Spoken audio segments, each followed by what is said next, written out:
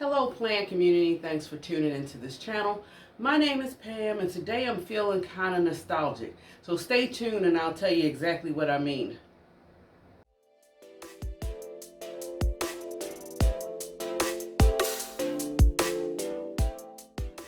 Hello guys, so I said that I was feeling nostalgic and you may be wondering why. Well, I happen to actually be going through like some of my older videos. I'm quite sure videos you guys probably have not watched in the beginning of my channel. I also was browsing through some of the posts that I put on my Instagram page. And I was looking at, I guess, the plants that I've had in my collection, or how the plants that I have currently in my collection, how they've done. And I thought it'd be kind of cool for me to share with you guys, I guess, some updates or how these plants have been doing. So I picked at least 10 plants out of my collection, you guys, that I've had at least over a year. And I'm gonna show some photos with you guys so y'all can see what they looked like before and what they're currently looking like now. One of the things that I've actually learned through looking and going down nostalgia boulevard, so to speak, was that I've killed a lot of plants. I have some photos on my Instagram and videos that I've done with plants that are no longer in my collection because they are RIP. And with that journey, you guys, of course, if you own any kind of plants, everybody has killed a plant or two, or let's say a few, and in my case, hundreds possibly, for me to get to where I am today. So none of those plants have died in vain, so to speak. So let me just get right to it. Like I said, I have 10 plants for you guys. I'm super excited to share in no particular order. I'm going to start off with my Scindapsus with a silver splash. You guys are going to see a photo here what it looked like when I first got it. And I believe when I did get it, or first time I actually put it on photo, it probably had just a couple of leaves. And this is what it looks like now, today. Now, as you can see, it's still pretty full. The trail has gotten long, and it's actually, to be honest, it was longer. So what I did was, but it was getting balled up at the top. So some of my longest trail, I kind of did the pin method where I wrapped it up and put it on top and pinned it. And look, guys, I always notice when I show you guys a plant or two on my channel that I have to give it some water, but it's curled up, as you can see, so it needs a good drink. I'll give it a drink at the end of this video. But for the most part, I can say it is a super fast grower. The leaves are quick to probably turn yellow or so if you forget to water it, or if you actually do an overwater. So the one good thing I can say about this plant is it really helped me target a little bit better with my watering and paying attention more to my plants when I need to water them, as opposed to me doing a schedule, which I don't do or recommend anybody doing for that matter. But this is my Scindapsus Silver Splash, one of my favorite plants. All of them are, but yeah, I think it's done some growth, and I believe in my care it's been pretty fast grower. Most of my Scindapsus in my collection grows pretty well, or grow pretty fast. Now move on to my next plant. This is actually a succulent, I believe a succulent, and this would be, I don't know the actual botanical name, I can't remember, but this is my ruby necklace that I want to show you guys. And let me share a picture with you guys so y'all can see a comparison. That's what it looked like then, and this is what it looks like today. And I still love it, you guys. It has trailed somewhat in comparison to what it looked like when I first got the plant. It's just, even though I've been giving it adequate lighting and it's been getting a lot of light, and I love giving this plant a lot of light because it really brings out that beautiful purple hue. Let me see. Now, I usually can tell that it needs a drink of water by squeezing the little necklace attachment, so to speak. When they feel soft and mushy, I know I need to give it a drink. When it's when it's drunk a lot, or it's very hydrated, these flowers or leaves, or I don't know what to call them, they're way firmer. So it's a key indicator. But in my care, I can honestly say I think it's been kind of what I would consider a slow grower, but it has grown nonetheless. It's still a beautiful plant. It's still in its original nursery pot, and believe it or not, I never even repotted it or changed out the soil. I may do it next growing season because I'm looking at the top, of course, and I'm gonna see if I can share with you guys too. The top do look a little bare, but it still hangs well. Love the plant, love the colors, the contrast, beautiful plant. Glad it's still part of my collection. Now, another plant I want to share with you guys will be a philodendron, and I do have a few, I think, a few philodendrons in my collection that I wanted to share with you guys today. My first one is, I'm going to show you a picture of it. It's my Philodendron St. Martinis. That plant was trailing high, or was at least waist high for me, and I'm pretty tall, so I think that was a good height.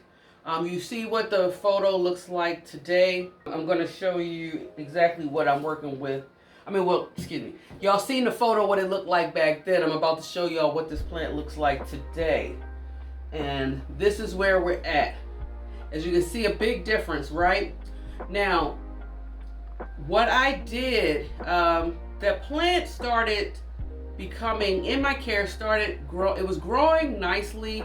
Had that beautiful arrow-shaped head, but some of the leaves started turning yellow.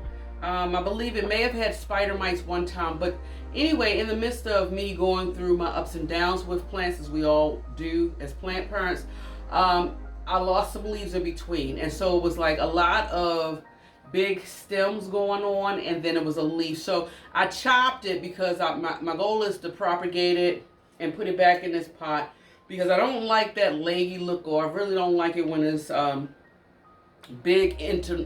internodes in between the leaves, or whatever the case is.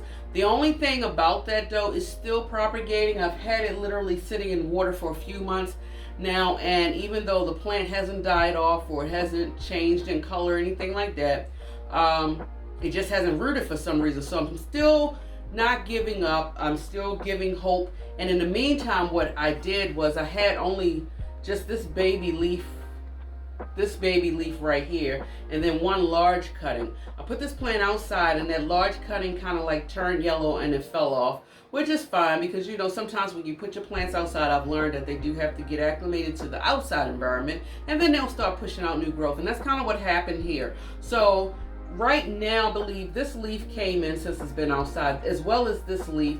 And I do have this beautiful leaf that's trying to come out. So I'm super excited about that. I still have it outside. It's probably going to be outside for a couple of more weeks now, because as we wrap towards the end of summer going into fall. And I'll play it by ear as I bring it back in. And hopefully by then, hopefully, keep my fingers crossed and wish me luck, you guys. Maybe the cutting that I did take will root, and I can put it back in here, and I'll start this plant over and get a full luscious plant. And if not, the experience is just rewarding as well. But I love this plant, Philodendron St. Martinis. St. Martinis? I always write it down, you guys. So anyway, moving along. Before I jump on to another philodendron, I wanted to show you guys a picture of my Monstera Edisonia. It's really one of my very oldest plants, so kind of like one of the first plants I brought right before I brought this house. And time is really going by fast. We've been in this house, I think, for about like 2, almost going on 3 years, so time is really going by. But this plant I brought right before I moved into this home, and we've been up and down. And as you can see from the photo, you guys, if memory served me correct, you can see I grew it very tall. It was actually my height, which I think was a great feat. I've had a lot of struggles with this plant up and down, as far as when I first brought the plant, it was doing well, and then it instantly started declining, and it had a heavy infestation with mealybugs. And at the time, this was somewhat in my mid-early stages of being a plant parent, and I don't think I was staying on top of it to try to get rid of it as much as I probably could have. I had a lot of things going on. Like I said, I bought the house, I was moving in here, doing a lot of transitions and changes and things like that. And so I think it kind of like fell down by the wayside. And I could not get a hold of my infestation, so I wound up actually saving the leaves that I was able to save. And I started over. I only had probably like a few cuttings or so, and it transformed itself into the photo that you guys saw. So now I'm going to show y'all exactly what the plant looks like today. And it is this beautiful specimen right here. Now, I know you guys is probably like, okay, Pam, what the heck happened? Well, I went through another transition with this plant. Like I said, we usually go up and down, up and down. Now, I can't say for sure. I didn't never see any indication of it as far as pests.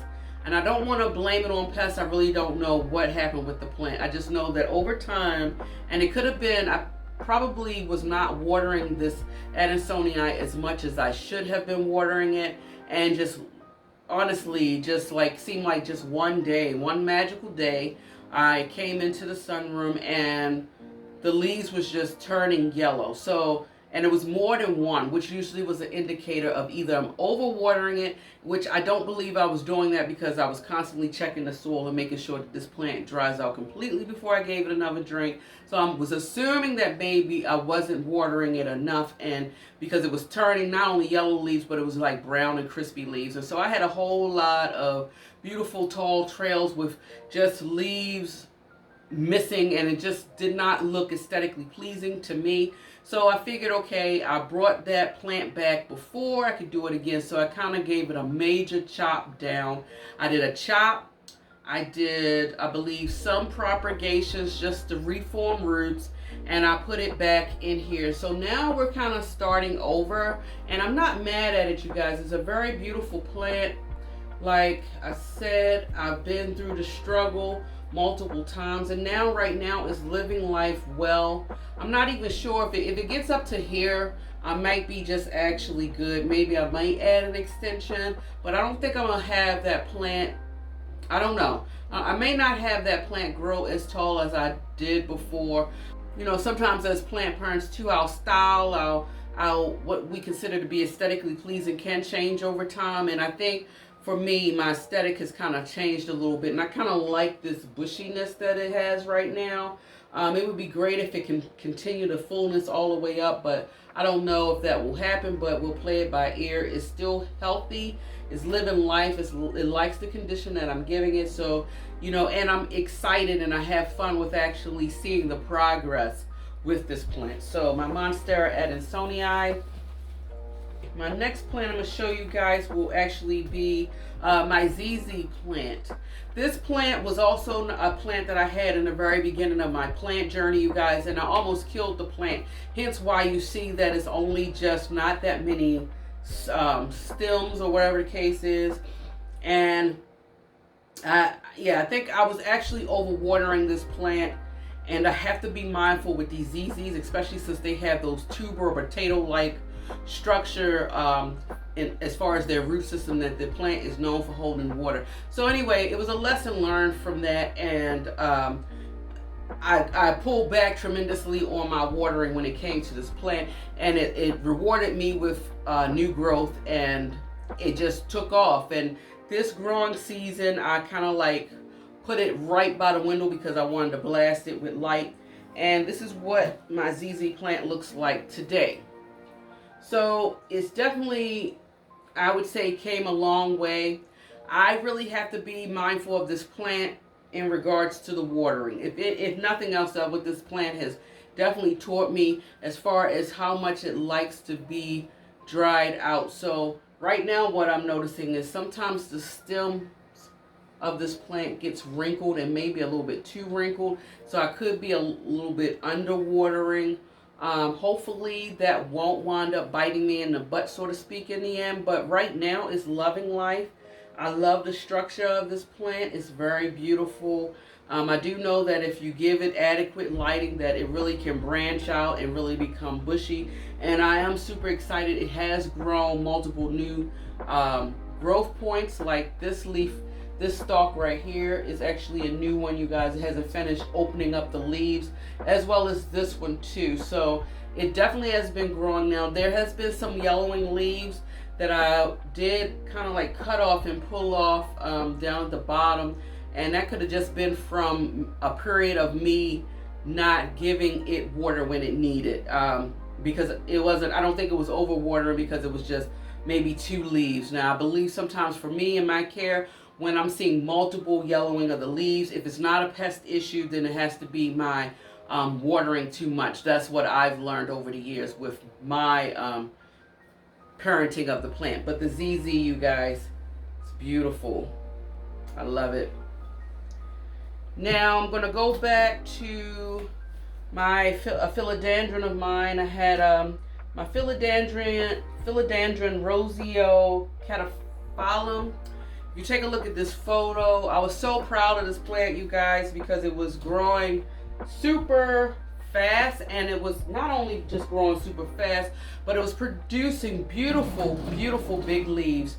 And I had to put it on my Instagram page. I was just so proud of it. Now, this plant has also been giving me a lot of roller coaster vibes. We've been up and down. I had to really amp my game up and be on top of my pre-pest management with this particular plant.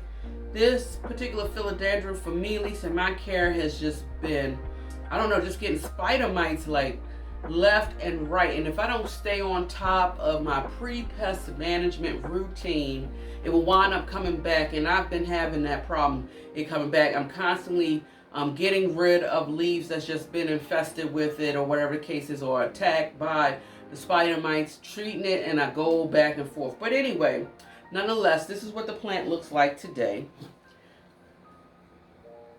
And it's still beautiful, you guys. Right now, I currently have 5 leaves.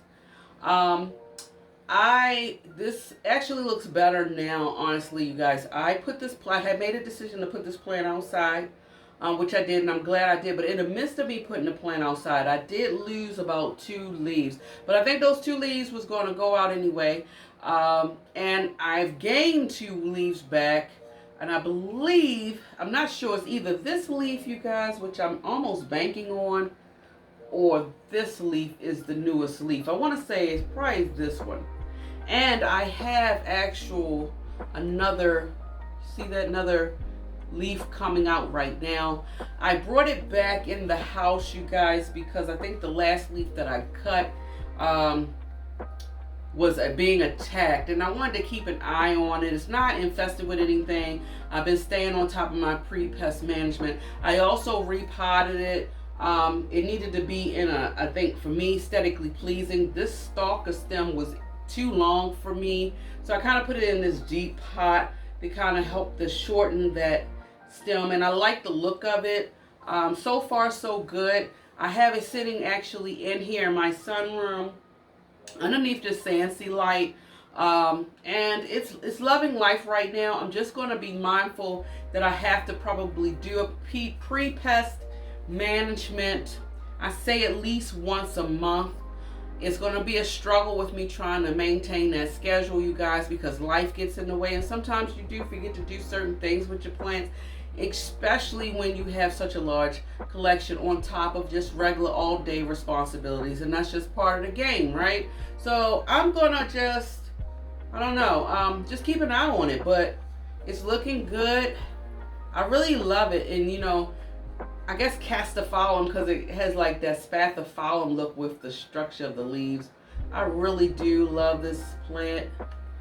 I may have to, I don't know if that was a regular, I think it was just a regular spider web, because another thing too with me putting it outside, I can't say my spider friends was protecting a lot of the plants out there, and I'm not too mad at that, but just to be on the safe side, I may just go ahead and give it another spray down with water. I usually try to spray it down first with water and then do insecticidal soap spray. I usually let that sit for about a good 5 minutes and then give it another spray, and then I top it off with my neem oil spray. And so usually if I do that for like once a month, I think I'll be able to keep this plant happy and keep whatever keeps attracting to this plant, keep them at bay. So y'all wish me luck on that, but I really love this plant. And I feel like I'm being repetitious when I say I really love this plant. I really love all my plants. Let me just put it out there so I can just get it out of my system, right? Let me sit it right here because that's where it was. Okay. So now we're winding down to some... Okay, we're going to get to, I guess, some of the tall plants. So my next photo I'm going to show you guys, you probably have seen it in my videos as well if you've been watching me for for months now. And that would be a picture of my Begonia maculata.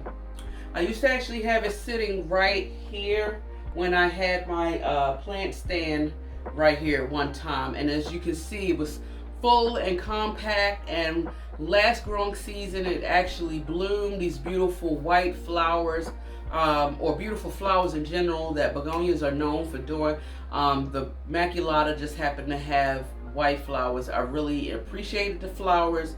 Very beautiful specimen. Now unfortunately for me, in this growing season it has not flowered at all. So you guys got to see how small and compact the plant was then. Let me show y'all what it looks like now. Okay, had to be careful. So this is what the plant looks like now, you guys. It's gorgeous, right? You think it's beautiful, and bam! Y'all know I'm a sucker for the redbacks. Y'all know I love the redbacks. I can't say enough. But I'm about to show y'all something that's a little different. Okay, it's beautiful up at the top. And it's gotten tall. But check it. Look at that. And I have it completely bald from here on down. And let me see if I can show y'all. Y'all see this? Can y'all see? I don't even know. Let's see if I can turn it around. Y'all see this leaf? Okay, so this leaf right here, you guys, was actually, I don't know what happened to this leaf. Got accidentally knocked off or something. And I just put it in the soil, you guys, for a while now. And I can't actually say, yeah, I'm tugging on it. I can't even pull it up. So it definitely rooted into the soil. I'm hoping that this leaf will maybe perhaps by some miracle chance promote some new growth. I'm on the fence a little bit with this plant, you guys, and y'all comment below and share with me what your thoughts are. I know that this plant can be, I guess, kind of finicky. One of the things that I've learned with this plant is it does not like to completely dry out, so I do try my very best to stay up on watering my plant, watering this plant anyway. And I had it sitting actually right here where my pink princess was sitting at. So it was definitely getting ample light, but I moved it, you guys. I moved it on the other side, kind of like in between two of my windows. So my thought process is, okay, I'm making sure that it's going to get bright light, bright indirect light by me putting it up against the wall in between two areas of where light can hit, but it's not hitting it directly. I'm thinking that it's giving it bright light, just as like my artificial lighting, enough to keep it growing and thriving, but not too much where it starts to burn the leaves. I have noticed right here, you see this, you hear it, it's crispy. And that's just from me maybe not watering it exactly on point. But I try my best not to let it get to that point, so to speak. But y'all comment below, if you had this plant in your collection, I'm curious too, because I don't know what to do. I think my gut is saying, Pam, if it's not broke, don't fix it. And another part of me is saying, okay, because I'm about the aesthetics, you know, how much is this gap right here bothering me? Or can I just keep it like I have it on this green bamboo stick? It kind of blends in. You can't even really see the stick on here. And just leave it alone and just have it like a tree-like structure. But I'm curious, you guys. I actually probably want to take a poll on this.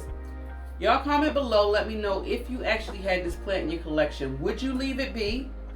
Or would you take a chance and cut it?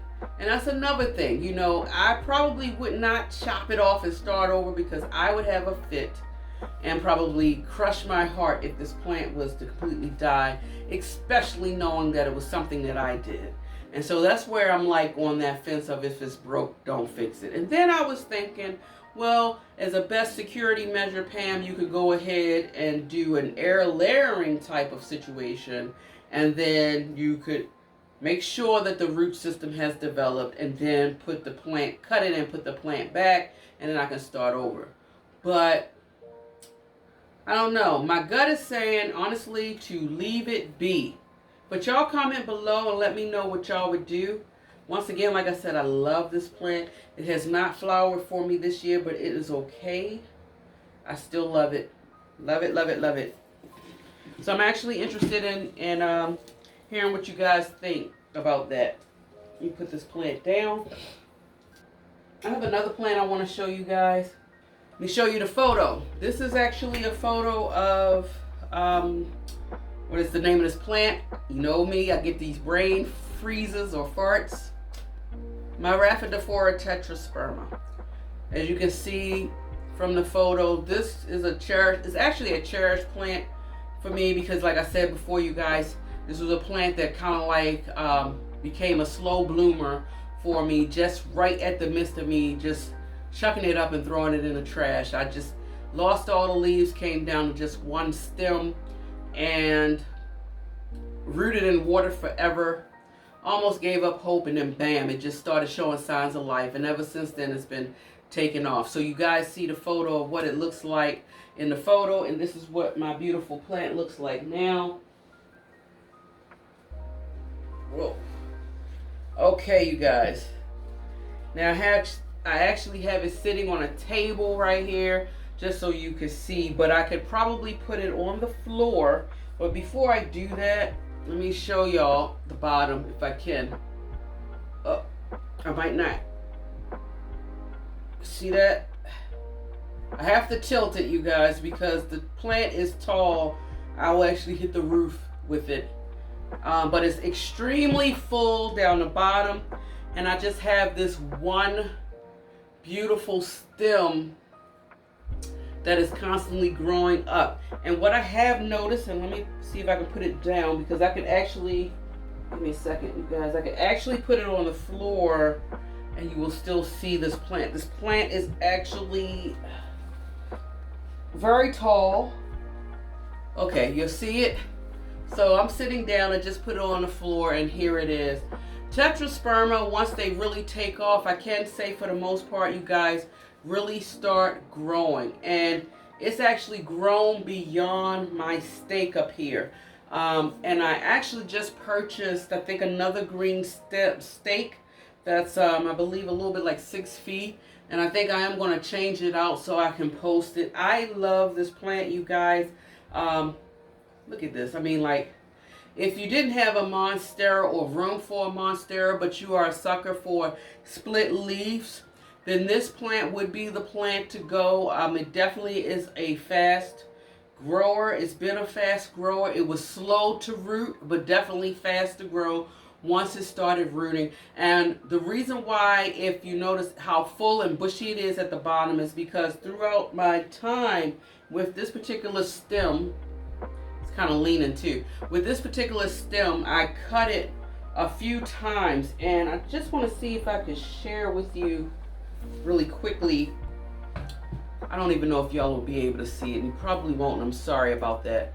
Okay, so you see this stem, very small, and I believe at some point I chopped it, or let me see, did I chop it? No, I don't think I did. But as the leaf, but what I did notice, you guys, I didn't chop this, and I'm sorry.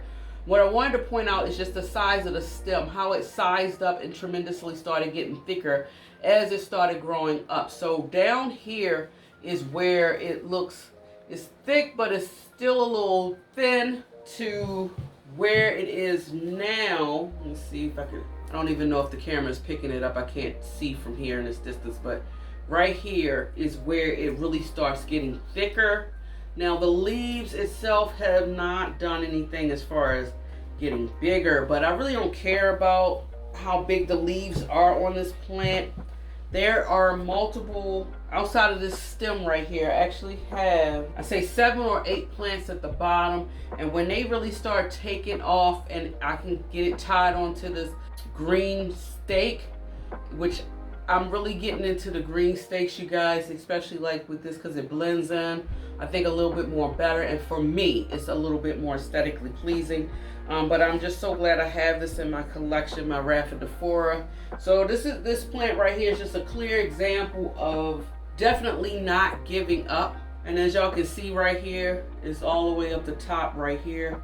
Very beautiful grower. It's like, I don't know what I'm gonna do once it gets to the top. I think I'm just gonna have to keep chopping and propping and trying to make it a little full bushy mini tree. If I'm able to accomplish that, that would do my heart joy.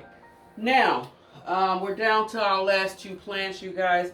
My next photo is actually, I think, a photo of myself in this plant. I was so excited to get this plant, and if you look at the photo, full disclosure, you guys, there was a video that I happened to do, I think sometime last year, if memory serves me correct, where I told y'all I brought another small specimen and I put it inside this pot.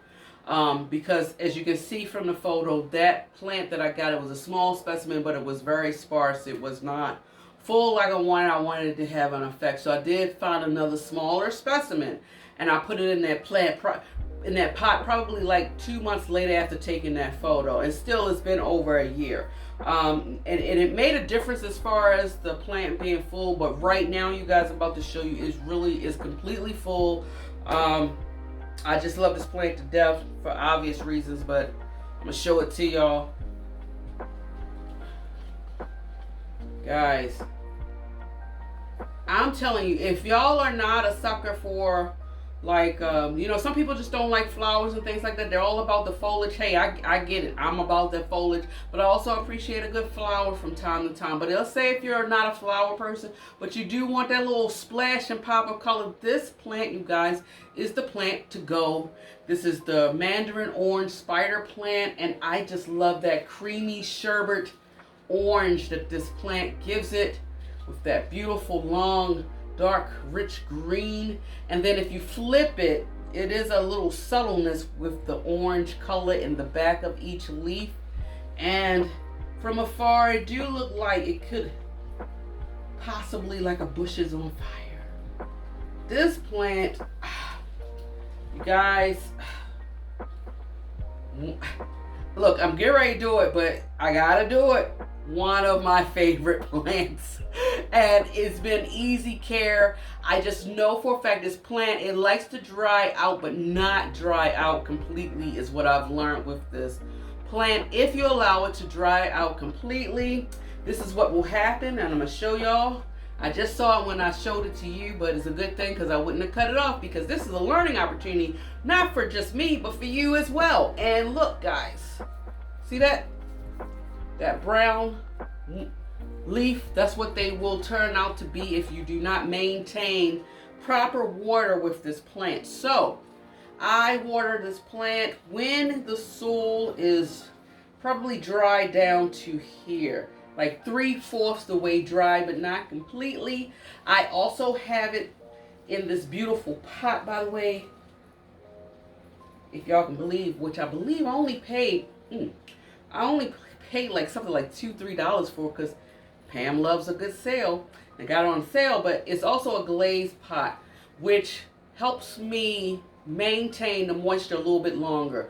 If I had went on and put it, as I think I had this initially like in a terracotta pot, and it was just drying out way too quickly. I couldn't maintain it. So at least when I put it in like a glazed pot, it holds on to the moisture a little bit longer, and it gives me a little bit more leadway as far as not having to worry about watering it that often. So that's a little tip that I've learned for myself. It works for certain plants. I wouldn't recommend you doing it with every plant that you have in your collection, but for me, understanding how I water and my personal watering schedule, or schedules that I have mentally just from looking at plants, this just fits my lifestyle. But you guys, look at this plant. If you don't have one, get one. I can't stress it enough. Not expensive, very beautiful. Just and it sits so nicely in my dining room. I just love it, love it, love it. So now, you guys, we are on our last plant of this video. Y'all still here with me? Thank you so much for hanging in there. But y'all may also seen this plant too a few times in my videos I've done in the past. I'm gonna show you an actual photo of me and this plant outside. I think last growing season, I took it outside. I didn't leave it outside last growing season because this is the first growing season that I actually put plants outside. But I did take it because of its height. I took it outside because I had a habit of trying to wash it and maintain the leaves and everything like that. So that was my beautiful Philodendronoxapi. That's what it looked like then. As you can see, it was taller than me, and this is what it looks like now. Okay, not as tall, but it is, let me lift it up, but as you can see, it is quite bushy and full. So let me explain to you exactly what happened with this plant. It was tall, you guys, beautiful and lush and growing tall, taller than me actually, and I did some maneuvering around or rearranging here in the sunroom, and I took this beautiful specimen and I put it in this corner where it was getting a lot of light. And I think, this is what I'm thinking, sometimes out of sight, out of mind, and even though it's beside one of my chairs where I do a lot of lounging, I don't think I was really paying too much attention to what was going on with the plant as a whole. And I believe it could have been getting hit with too much sunlight, mixed with the fact that I was not watering it properly. I was not paying attention to this plant. I was not giving it water when it needed water, and because of it, it took a dive, meaning a lot of leaves in between the tall growth turned brown, crispy, and fell off. And so then I was left with multiple stems, you guys, multiple stems with very little leaves. And once again, I did not like the look of that. To me, it was very atrocious. So I said, you know what? Start over. So I did just that. I took all the stems that did reach that height and I chopped it. And whatever leaves that I was able to leave, I did water propagations, and it has rooted somewhat. And when it grew substantial roots, I just more or less potted it down here. And so now it's starting to take off. And honestly, to be honest, it's just one stem. I think this was the one stem that lasted some while. Like I was only able to cut it down to a certain point, and this just grew the fastest. But if I can actually get the bottom portion to grow up and actually cover this part, I will be super thrilled. Will I try to grow this plant to be my height and taller like last time? I'm not sure, because this plant is a fast grower. It will get up there probably in no time. There's been many a times I've cut the plant because it actually reached the ceiling of my sunroom. So, but I'm really loving the bushy look, and that's what I've always been trying to go for with this plant.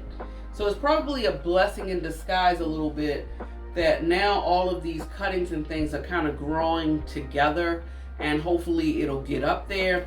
I don't know. I have it on the Coco Coir. I'm not a big fan of these for some reason. Actually, to be honest with you guys, the Coco Coir poles, in my personal opinion, I believe, just from my experience with my Pariso Verde, which is on one of these poles, but I have it outside. The Coco Coir poles, I think, are good if you're able to actually leave your plants outside and you're spraying your plants down and actually giving it water. Here, I believe it helps. But if you have it inside your home, honestly, I don't think I can wet this like I could when it's outside, and I don't know how beneficial it actually could be.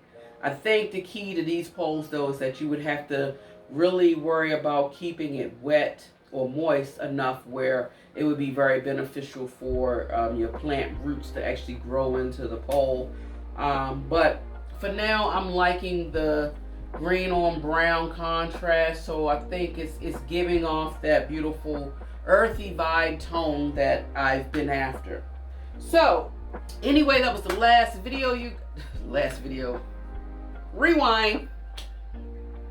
Anyway, that was the last plant, you guys. Thank you so much for hanging in there. Let me know out of the 10 that I shared with you guys, which ones was your favorite, if you have any of these plants in your collection, and also how much are they thriving. And I would also want to know from you guys, out of your collection, your plant collection, whether you had your plant babies a year ago, 5 years ago, 10 years ago, how are they doing today? You know, what challenges you've come across some of your plant babies. Hey, what plants have you killed? Because trust me, like I said, I've killed hundreds. What about you? I'm interested to know. Let's just start a conversation. And I'm going to push it sidebar before I go out to my closing, you guys. I want to thank each and every last one of you for hanging out there with me, for listening to me, for tuning in, for talking with me, for thumbing it up and everything like that. I appreciate it. My goal for the remainder of this year, and of course throughout this entire journey as I share it with you guys, is for me to actually increase my subscription. And I wanted to just take this opportunity out because, full disclosure, you know, I can see when people are actually watching my videos, there's actually more people watching them than they're actually subscribing. So if you can do me a big favor, you guys, and just hit that subscribe button, that would really, really help me just grow as a person, grow as a plant enthusiast, and grow as a YouTuber to y'all. And actually, I just want to expand this community and be able to talk more frequently with you guys, and you know, just help me reach my goal. So if y'all are able to just take a moment out of your day, it's free, you guys, just hit that subscribe button. I really would appreciate it. So this wraps up the video, you guys. Keep in mind, if you love foliage as much as I do, you love listening to planty things, as I just mentioned, subscribe if you have not. If you have, thank you so much. Enjoy your day wherever you are in the world. And until next time, guys, much love. Bye.